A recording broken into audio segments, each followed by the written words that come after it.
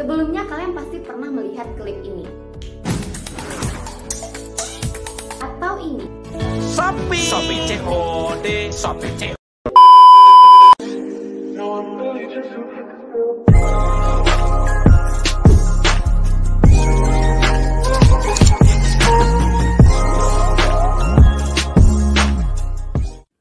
Assalamualaikum warahmatullahi wabarakatuh. Perkenalkan, nama saya Amar Oktaviani dan kali ini saya akan ngasih tahu kalian semua tentang 4 model pendekatan AIDA dalam komunikasi persuasif yang sering banget digunakan dalam iklan ataupun pengumuman.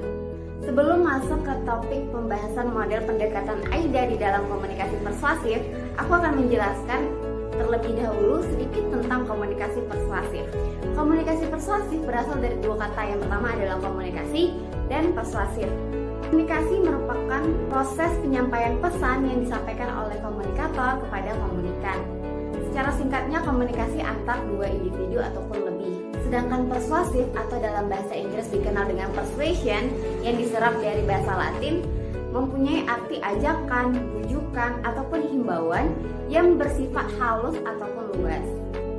Jadi dapat kita artikan komunikasi persuasif itu adalah pesan yang disampaikan oleh komunikator kepada komunikan, yang mana pesan tersebut berisi tentang ajakan, himbauan, ataupun bujukan yang dapat merubah keyakinan atau perasaan si komunikan agar dapat melakukan tindakan sesuai dengan komunikator inginkan.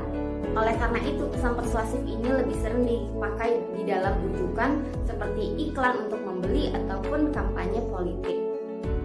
Di dalam komunikasi persuasif terdapat model pendekatan yang dinampakkan AIDA yang terdiri dari attention, trust, desire, dan action.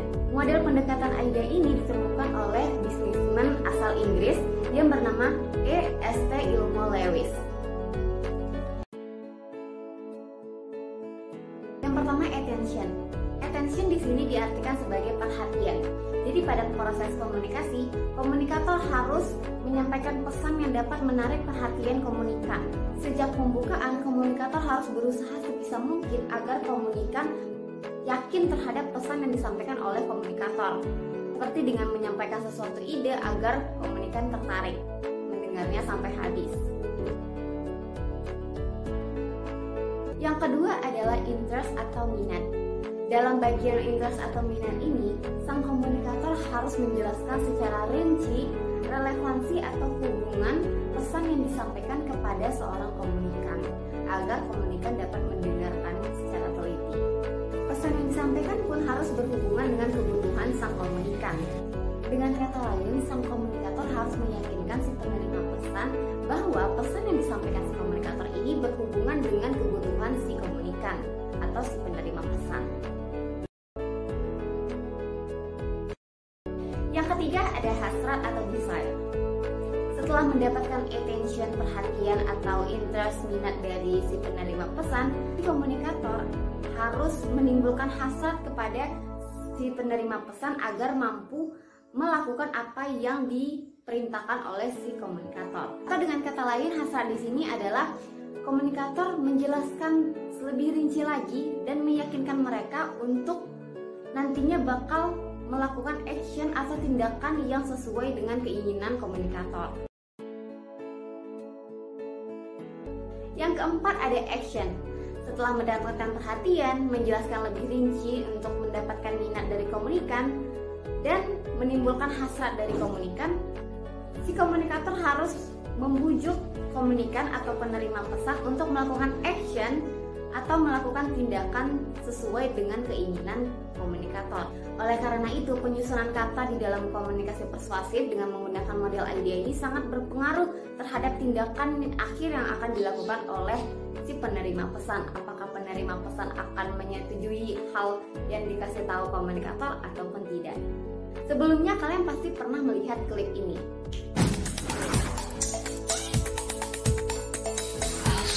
Kamera awesome 48 megapiksel. Gokil detailnya. Live gencar, belajar, sampai mabar jadi lancar dengan performa awesome.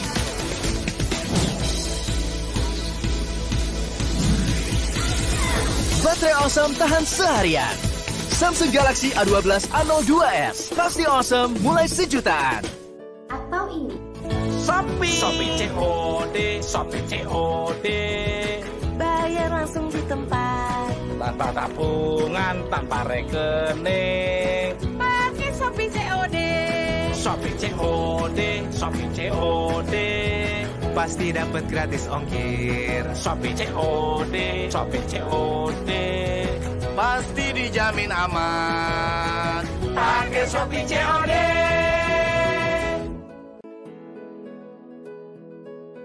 Klip iklan tersebut pasti kalian pernah lihat kan di YouTube ataupun Instagram. Tapi kalian tahu nggak sih iklan tersebut merupakan mengandung komunikasi persuasif di dalamnya?